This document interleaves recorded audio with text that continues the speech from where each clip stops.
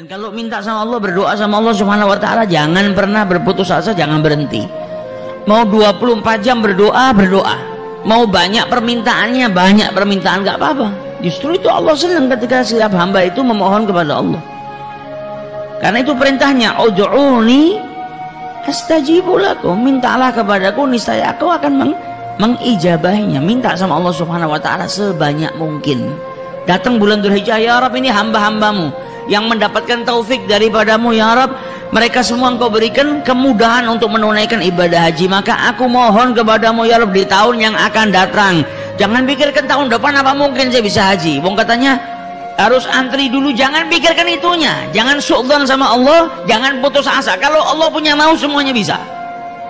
Ya Rabb, di tahun yang akan datang panggillah saya ke Baitullahil Haram untuk menunaikan ibadah haji. Minta terus, ketuk pintunya Allah Subhanahu wa taala. Hari Jumat perbanyak doa supaya doa kita bisa berbarengan dengan saat-saat di mana diijabahi doanya setiap hamba. Insya Allah kalau kita betul-betul mintanya sama Allah Subhanahu wa taala, diijabahi sama Allah Subhanahu wa taala. Caranya Allah yang atur. Allah yang mengatur caranya. Allah kalau sudah mau mengijabahi doa dan permohonan hambanya ini, caranya luar biasa indahnya. Sering kita dengar kisahnya Imam Ahmad ibn Hanbal. Tiba-tiba bangun tidur, kepingin pergi ke sebuah desa tapi nggak tahu ingin apa ke sana. Ingin pergi ke tempat sebuah kota atau sebuah desa tapi dia nggak tahu alasannya kepingin pergi itu untuk apa.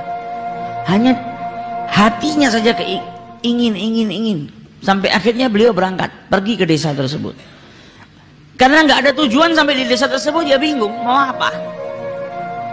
Akhirnya beliau sholat di masjid. Selesai panggil, sini kau orang asing, iya, nggak punya tempat tinggal, nggak ada. Kalau kau mau berkenan, kau bisa istirahat di tokoku ini, tapi ya sederhana, nggak ada tempat tidur yang mewah. Dibilang nggak apa-apa, alhamdulillah, asalkan saya dapat tempat tinggal. Kemudian Imam Ahmad ibn Hanbal melihat orang itu sedang mengadon rotinya, sedang bikin roti sambil beristighfar kepada Allah, membaca zikir kepada Allah Subhanahu wa taala. Kata Imam Ahmad ibn Hanbal, ajib, ini orang bikin roti sama baca-baca, sama berzikir. Ditanya sama Imam Ahmad bin Hanbal, sudah berapa lama kau berbuat seperti ini? Sudah lama, sejak lama. Saya selalu istiqomah. Apa yang kau dapatkan dari istiqomahmu ini, berzikir sambil bekerja ini? Kata orang tersebut, yang saya dapatkan, tidak ada satu doa pun yang saya panjatkan kepada Allah kecuali diijabahi. Kaget Imam Ahmad bin Hanbal. Setiap keinginanmu, setiap doamu diijabahi sama Allah, ya. Semua yang saya inginkan diberi sama Allah kecuali satu yang belum. Nah, ini orang muslim tuh harusnya seperti itu. Jangan mengatakan doanya nggak diijabahi, tapi belum diijabahi. Karena Allah bilang apa? Ud'uni astajibu lakum. Kalau nggak baik sama Allah diganti. Jadi bukan nggak diijabahi, tapi diganti sama Allah Subhanahu wa taala dengan yang lebih baik. Maka Imam Ahmad bin Hanbal bertanya, apa yang belum diijabahi sama Allah Subhanahu wa taala? Apa doa yang kau panjatkan yang belum diberi sama Allah? Dia bilang apa? Saya ini sangat cinta kepada Imam Ahmad ibn Hanbal. Saya kepingin ketemu.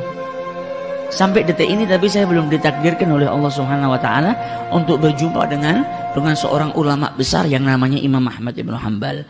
Imam Ahmad ibn Hanbal ketika mendengar itu langsung bertakbir. Pantas dari kemarin saya ingin datang ke desa ini tapi nggak tahu tujuannya untuk apa. Nggak tahu kenapa hati ini terdorong ingin pergi ke desa ini. Nggak ada tujuannya. Ternyata hati saya digerakkan oleh Allah hanya karena Allah mau mengijabahi doanya pembuat roti ini. Ini yang berdoa sama Allah dikasih keistimewaan apa? Gak perlu dia pergi jauh-jauh ke kotanya Ahmad ibn Hanbal. Gak perlu dia bersusah payah untuk berjumpa dengan Imam Ahmad ibn Hanbal. Kalau sudah doa seseorang diijabahi sama Allah, Allah punya cara yang istimewa. Imam Ahmad ibn Hanbalnya dikirim ke togonya. Ketemu gak pakai susah. Nah, ini doa kalau sudah kita panjatkan diijabahi sama Allah istimewa. Bahkan beberapa tahun yang lalu ada kisah yang luar biasa mirip seperti kisahnya Imam Ahmad ibn Hanbal, yaitu seorang dokter di negara Syria, di negara Syam. Namanya Dr. Hisham. Dr. Hisham ini dokter yang ahli di bidang tulang atau saraf.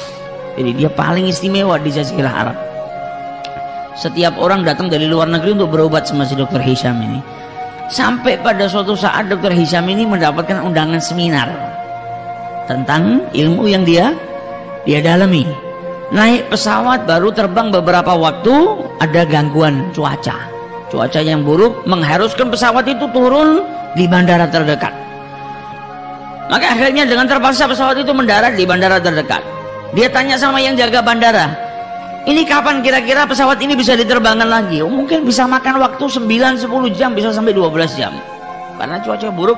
Dan ini bukan bandara komersil yang di situ banyak pesawat mundar-mandir. Rumah yang sudah jelek, sudah rapuh. Dia berhenti, dia ketok pintu rumah tersebut. Yang buka nenek tua, wanita yang sudah lanjut usia. Ditanya sama Dr. Hisham, apakah kau punya telepon di sini? Saya ingin mengabari tempat saya yang saya tuju itu karena saya saat ini tidak bisa melanjutkan perjalanan. Kata nenek tadi, saya nggak punya telepon, saya ini orang miskin, nggak punya apa-apa. Saya hanya punya teh dan sedikit makanan. Kalau kau mau silakan masuk. Saya berikan teh dan sedikit makanan untuk menghangatkan dirimu. Maka masuk Dr. Hisham, duduk minum teh, dikasih makanan. Nenek tadi kembali ke kursinya. Kemudian di kursinya dia berzikir kepada Allah, berdoa kepada Allah Subhanahu wa taala. Dilihat sama Dr. Hisham, luar biasa ini nenek. Di malam hari dia duduk, dia berdoa kepada Allah. Tanpa Dr. Hisham sadari, ternyata di sebelah nenek tadi ada anak kecil yang terbujur kaku. Ditanya sama Dr. Hisham, ini anak sebelah kau ini siapa? Oh, ini cucuku.